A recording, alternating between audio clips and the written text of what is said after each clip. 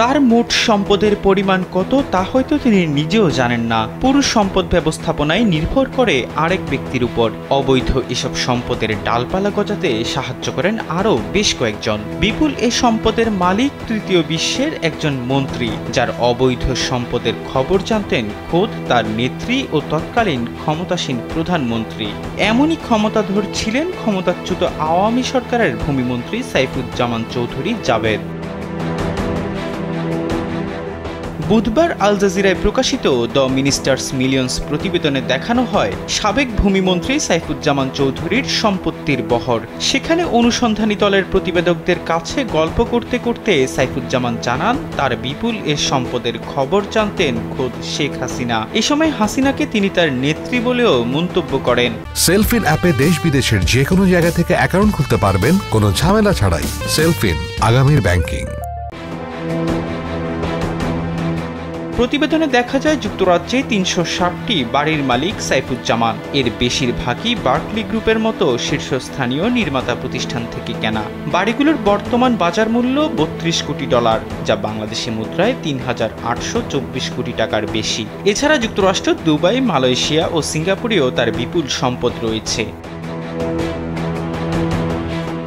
জানা যায় সাইফুজ্জামান ২০২০ সালের মধ্যে দুবাইয়ে অন্তত ৫৪টি সম্পদের মালিক হন। যুক্তরাষ্ট্রেও তার সম্পত্তি আছে। সেখানে তিনি ৯টি বিলাসবহুল অ্যাপার্টমেন্ট কিনেছেন, এর মধ্যে 5টি ম্যানহাটন সহ নিউ ইয়র্কের প্রধান এলাকায় এবং 4টি নদীর ওপারে নিউ জার্সিতে। দেশের বাইরের বিপুল পরিমাণ সম্পদ তার নির্বাচনী হলফনামা ও ট্যাক্স ফাইলে গোপন করেছেন সাবেক ভূমিমন্ত্রী।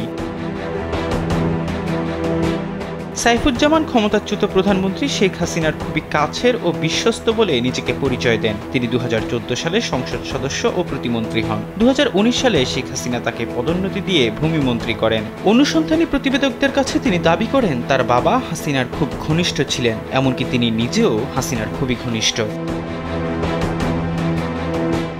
লন্ডনে সাইফুজ্জামানের সম্পত্তি দেখাশোনা করেন রিপন মাহমুদ নামের এক ব্যক্তি। তিনি জানান সাইফুজ্জামানের লন্ডনে ৩০০টি বাড়ি আছে। তিনি লন্ডনে আসেন, কয়েকটি বাড়ি কেনেন, আবার চলে যান। লকডাউনের সময় যুক্তরাজ্যে নতুন বাড়ি কেনার জন্য ২০ কোটি পাউন্ড ব্যয় করেন তিনি। ২০১৬ থেকে ২০২১ সালের মধ্যে তিনি যুক্তরাজ্যে ২৬৫টি বাড়ি কিনেন।